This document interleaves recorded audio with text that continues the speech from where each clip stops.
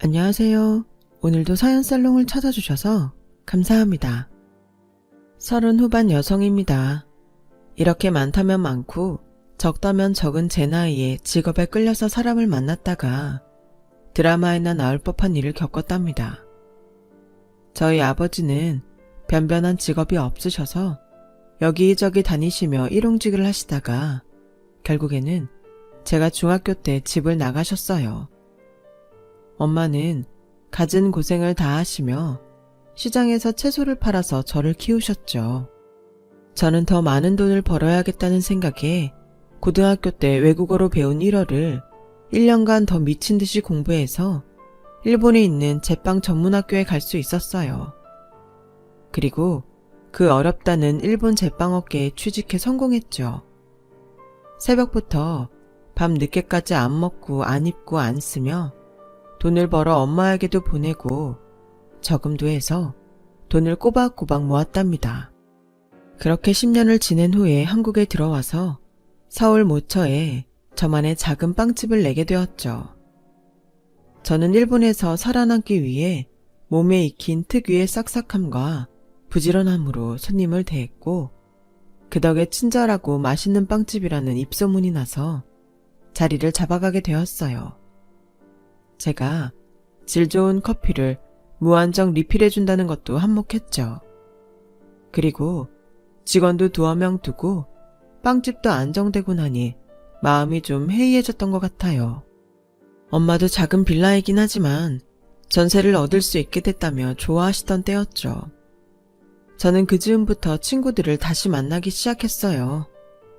한동안 사는 게 너무 팍팍해서 친구들과 간단히 문자만 주고받았지 만나서 밥 먹고 즐기는 시간을 갖지 못했거든요. 그러다가 활동적인 친구가 가입한 동호회에 들어가서 정기적으로 여행도 다니고 맛집도 다니게 됐어요. 그런 여행과 맛집 탐방은 어느새 제 직업과도 연관되어 삶의 일부가 되었죠. 번개 모임에는 고정 멤버들도 있었지만 몇몇을 빼고는 계속해서 새로운 사람들이 들어왔다 나가곤 했어요. 그런 사람들과 한 번의 만남으로 끝나도 그러려니 했는데 갑자기 그런 게 참 허무하다는 생각이 들더라고요. 그런데 그중 한 남자가 제 마음을 읽기라도 한 것처럼 이렇게 한 번 만나고 끝나면 참 허무한 것 같아요. 라는 게 아니겠어요?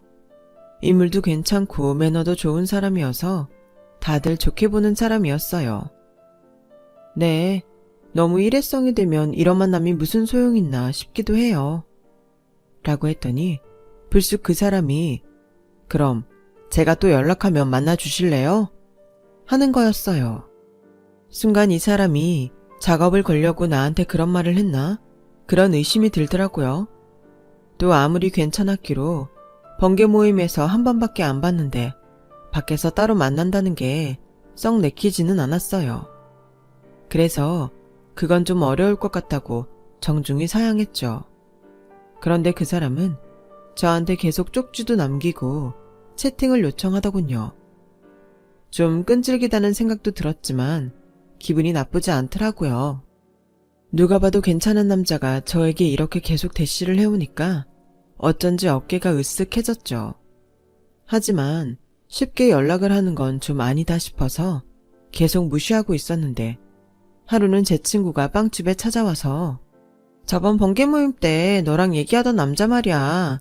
네가 연락이 안 된다고 좀 볼 수 있게 해달라고 하도 사정을 해서 여기 빵집 알려줬어. 라고 하길래 그런 걸 나한테 얘기도 안 하고 알려주면 어떡해. 했더니 친구는 그 사람 직업도 한의사고 신분도 확실하대. 방장이 그러는데 우리 모임 안 갔을 때도 그 사람 와서 몇 번 봤대. 너한테 완전 빠진 것 같은데 한번 만나봐. 라는 거였어요. 저는 솔직히 한의사라는 말에 마음이 혹하더라고요. 변변한 직업이 없던 아빠에 대해 어두운 기억이 있어서인지 직업 좋은 남자를 만나고 싶다는 생각이 강했거든요. 저는 좀 망설이다가 그 남자가 오면 반갑게 맞아주기로 했어요. 그리고 저녁쯤에 그 사람이 가게 앞에서 쭈뼛거리고 있는 게 보였어요. 오셨으면 들어오시지 거기서 뭐하고 계세요? 라고 하니까 혹시 제가 방해가 될까 봐서요. 제가 온다는 거 친구분이 말씀하셨나 봐요. 죄송해요. 이렇게라도 해서 다시 한번 만나고 싶었어요. 그래서 전 가게 문을 닫고 그 사람과 저녁을 먹으러 갔어요. 그 남자는 정말 매너가 좋았어요. 너무 말을 번지르르하게 잘하는 것도 아니어서 오히려 더 믿음이 갔죠. 그게 첫 데이트가 됐어요.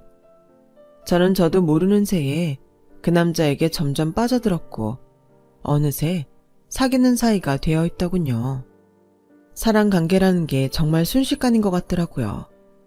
한 번은 그 사람 한의원 근처에서 만나고 한 번은 저희 빵집 근처에서 만나는 시기였죠.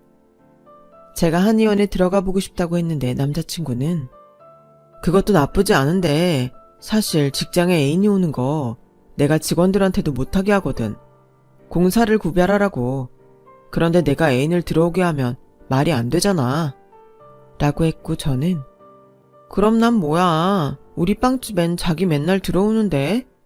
라며 툴툴댔지만 원칙이 확실한 사람 같아서 더 마음에 들었어요.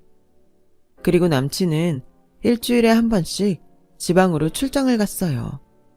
지방에 아버지가 하는 한의원에 가서 진료를 도와드린다고 하더라고요. 그때마다 남친은 나 지방에 갔다 올게. 나중에 봐. 라며 며칠씩 연락을 끊더라고요. 다 좋은데 그게 좀 마음에 들지 않았어요. 며칠씩 연락도 안 하고 여친을 외롭게 하는 사람인데 계속 만나도 되나? 그런 생각이 들기도 했죠. 아무리 바쁘고 부모님이랑 있는다고 해도 나한테 전화 한 통 못하나? 혹시 딴짓하는 거 아닌가? 별 생각이 다 들었어요. 그러다가 나이 지긋하신 단골분이랑 수다를 떨게 되는데 제 남친 얘기를 하니까 그분이 자기가 그 한의원에 다닌다고 하시는 거였어요. 그래서 너무 반가워서 어머, 제가 잘 봐드리라고 말씀드려 놓을게요. 라며 자랑도 할 겸 남친 사진을 보여드렸어요. 근데 그분이 하시는 말씀이 이상하다. 이런 얼굴이 아니었는데? 사진이라서 그런가 구분을 잘 못하겠네. 혹시 이름이 어떻게 되시나? 라는 거였어요. 저는 좀 당황했지만 침착하게 한장우예요. 라고 했더니 고개를 갸우뚱하다가 가방을 뒤져 명함을 꺼내 그래 맞아. 김무성인데 다른 한의사였나 보네. 갑자기 소름이 끼치면서 몸이 부르르 떨리더라고요. 아무래도 사기꾼한테 걸린 것 같다는 생각이 들었죠. 한사코 한의원에 못 들어오게 했던 이유가 이거구나 싶어 너무 화가 나고 분해서 당장 만나자고 전화를 걸었어요. 그리고 남친에게 무작정 따졌어요. 거기 한의사 이름이 김우성이더라. 자기 거기 한의사인 거 맞아? 우리 가게 단골 아줌마가 자기 사진도 못 알아보던데 이게 대체 어떻게 된 건지 설명 좀 해봐. 라며 길길이 뛰었더니 미안해. 자기한테 잘 설명을 못했지? 실은 내가 그 한의원 친구한테 빌려주고 주로 아버지 한의원에 전념하고 있어. 그 친구는 지금 한의원 차릴 돈이 없고 나는 아버지 한의원이 바쁘니까 계속 봐줘야 하고 그래서 그랬던 건데 오해를 하게 했네. 그냥 차라리 솔직하게 말했으면 되는 건데. 무슨 한의원을 빌려줘. 그런 경우도 있어? 얼마나 사정이 안 좋으면 한의원도 못 차릴 정도래. 그래서 요새 자꾸 지방에 내려갔던 거야? 말은 그렇게 하면서도 반신반의했어요. 그러자 남친은 다음에 나올 때 한의사 면허증을 갖고 와서 자기가 조금이라도 마음에 의심이 남아있을까봐 확인차 보여주려고 자 봐. 나 한장우. 이름 면허증 맞지? 솔직히 그런 거 위조하려면 얼마든지 할 수 있는 거지만 믿었습니다. 이렇게까지 하는데 설마 속이는 거겠어? 그렇게 생각했던 거죠. 그래도 만난 지 몇 개월이나 됐는데 나한테 자기 한의원 다른 사람 빌려줬다는 말도 못하나 사람을 잘 못 믿는 타입인가 싶더군요. 그게 이렇게까지 감출 일인가 싶기도 하고요. 간단한 문제는 아니어서 신중하자고 한 건데 너무 신중했나 봐. 그리고 친구 자존심도 지켜주고 싶었어. 내가 다른 사람들한테 한의원 빌려준다는 얘기 안 하겠다고 했거든. 근데 자기, 내가 한의사라서 만나는 거 아니잖아. 그냥 내가 좋아서 만나는 거지. 내 직업 때문에 사귄 건 아니니까. 혹시 내가 없는 걸 보더라도 이해해주지 않을까 했는데 내가 아니랬네. 솔직히 뜨끔하더라고요. 제가 계속 안 만나다가 만나게 된 게 한의사라는 말을 듣고였으니까요. 남친은 언젠가는 말하라고 했다며 그날 저에게 미안하다고 했어요. 저도 이런 정도는 넘어가도 되겠다 생각하고 됐다고 했죠. 남친이 나쁜 일을 한 것도 아니고 친구도 돕고 아버지 한의원에서 일하느라 그런 건데 저를 서운하게 했다고 막 뭐라고 그럴 일은 아닌 것 같았어요. 그 당시 저는 웬만한 건 눈 감아줄 만큼 그 남자한테 푹 빠져 있었어요. 그래서 더 제대로 알아볼 생각을 하지 않았어요. 이제부터는 작은 거라도 사실대로 얘기해달라고 하고 그렇게 지나갔습니다. 그때 이후로 남친은 지방에 내려가 있는 일이 더 많아졌고 저는 그 사람을 못 만나는 날이 점점 늘게 되자 저한테 남친이 있는 건지 없는 건지 분간이 안 되더라고요. 저는 결혼도 생각하고 있었기 때문에 지방에 내려가서도 연락 좀 잘 됐으면 좋겠다고 생각했어요. 그래서 언제 한번 같이 내려가서 인사도 드리고 그 근처에 집도 알아보자고 했죠. 알고 보니 엄마가 제가 보냈던 돈들을 여기저기 투자를 많이 하셔서 상당히 많은 액수로 늘려놓으셨더라고요. 그걸 제 이름으로 다 해놓으셨고요. 그거면 친구가 있는 한의원 페이닥터 개념으로 아주 넘기고 새 한의원을 차려도 되겠더라고요. 그리고 지방에 집을 사거나 서울에도 작지만 괜찮은 전세를 얻을 만큼은 되더라고요.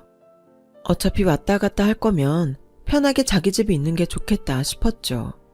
또 남친도 한의사이고 버는 돈이 있으니 둘이 합치고 대출을 받으면 서울에도 집을 장만할 수 있지 않을까 그런 꿈에 부풀었어요. 제가 그런 이야기를 하자 남친은 더 열심히 일한다면서 일주일 내내 지방에 있기도 했어요. 그 바람에 저는 혼자서 결혼식 준비를 해야 했지만 둘이 같이 할 날들을 생각하며 열심히 알아보고 다녔죠. 이제 예식장 비용만 치르면 준비가 다 될 때였어요.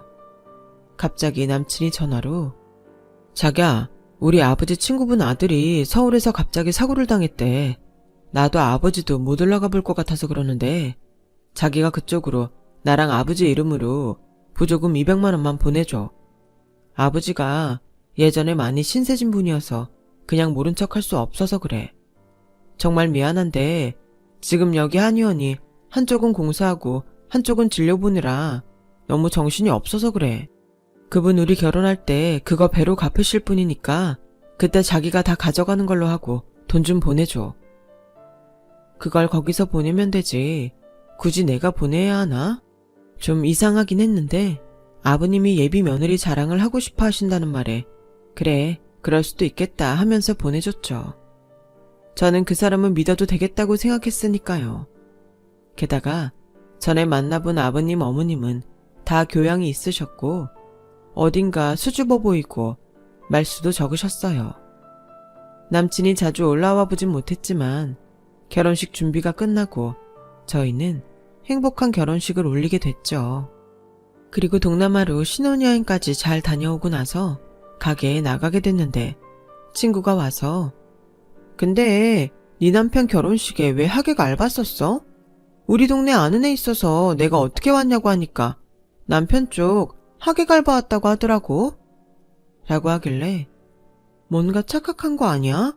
우리 남편이 왜 알바를 써? 했더니 아니야, 진짜 확실해. 동창 알바랬어. 너한테 아무 말 안 했지? 슬쩍 떠봐. 그러고 보니 하객들이 어딘가 이상하다는 생각이 들었어요. 친구들이라고 하는데 별로 친해 보이지도 않았거든요. 너무 오랜만에 만나서 그랬겠지 했는데 알바여서 그럴 수도 있겠더라고요.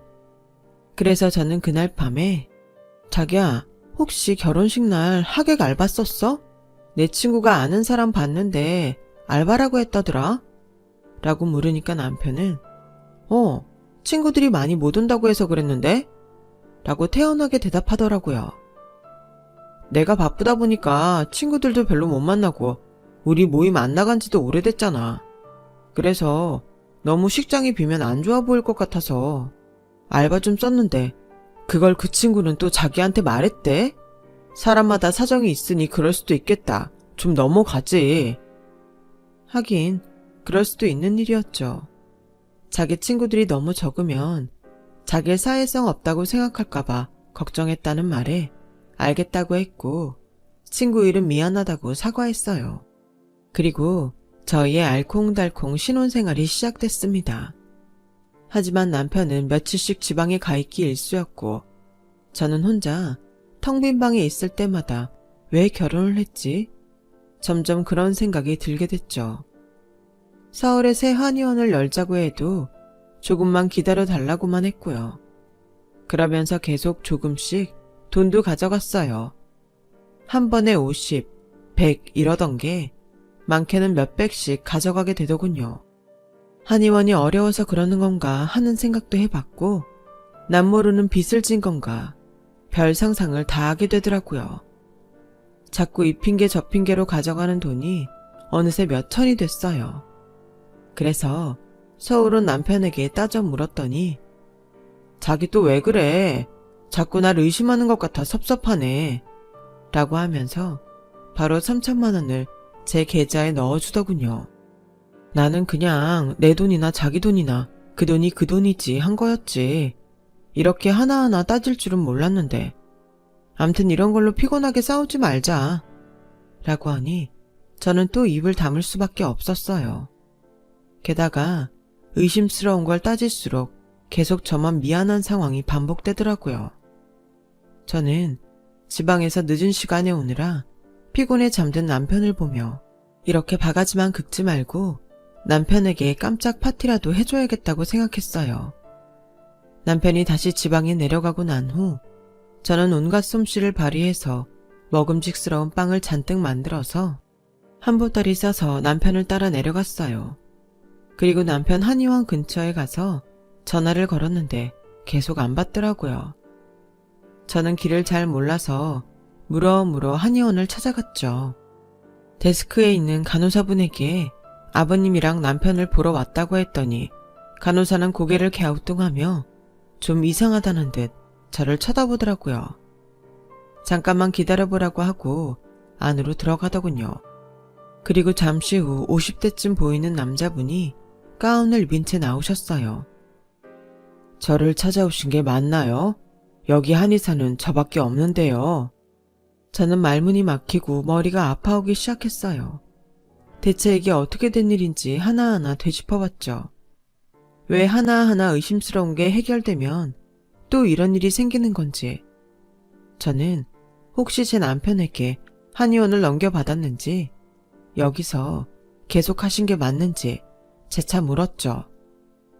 전에 한의원 하던 거 인수받은 건 맞는데 벌써 몇 년 됐어요. 그 한의사분이 이쪽 일을 접으신다고 해서 지금은 어디 계신지도 모르겠네요. 전 아무래도 속았다 싶었습니다. 하지만 무슨 말을 해도 이 사람은 잘 빠져나갈 것 같았죠. 어느 날 증거도 없이 사라질 수도 있다는 생각이 들더라고요. 그래서 아무래도 안 되겠다 싶어 서울로 올라와서 혼자서 몇 가지 준비를 했어요.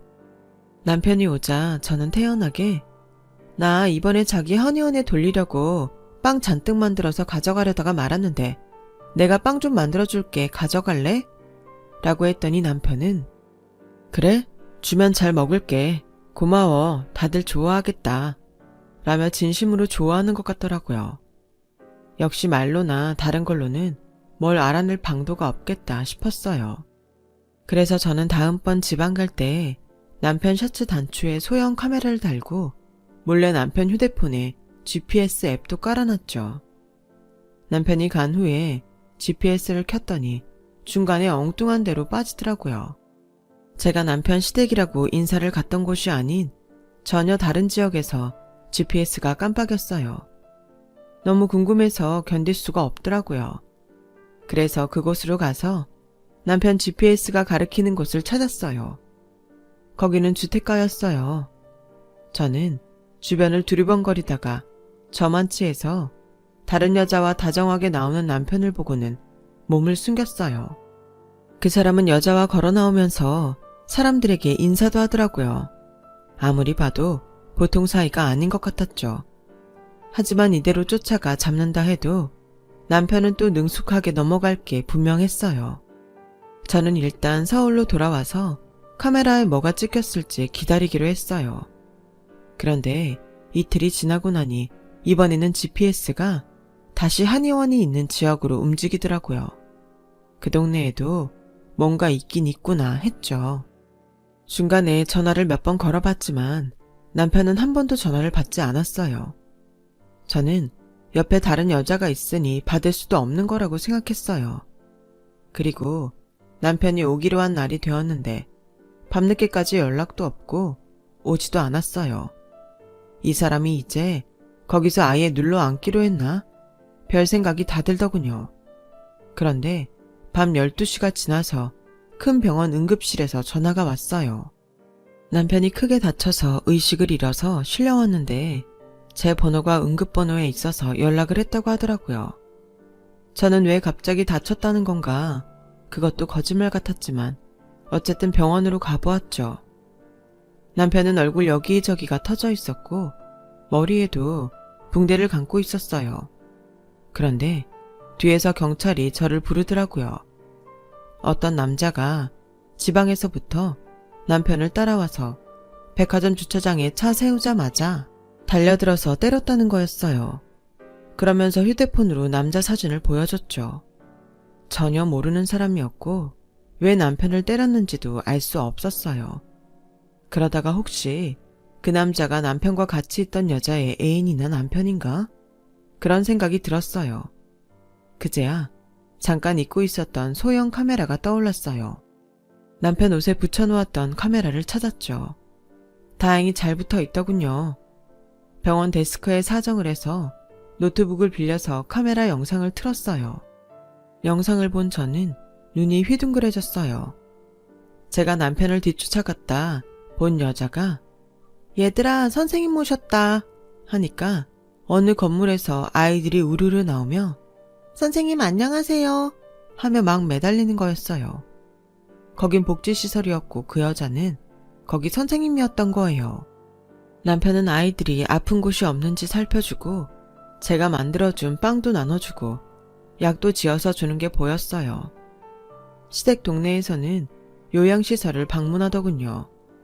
노인분들에게 다정히 말을 걸면서 여기저기 아픈 데를 살펴보고 약도 직접 데워서 먹이는데 저도 모르게 눈물이 났어요.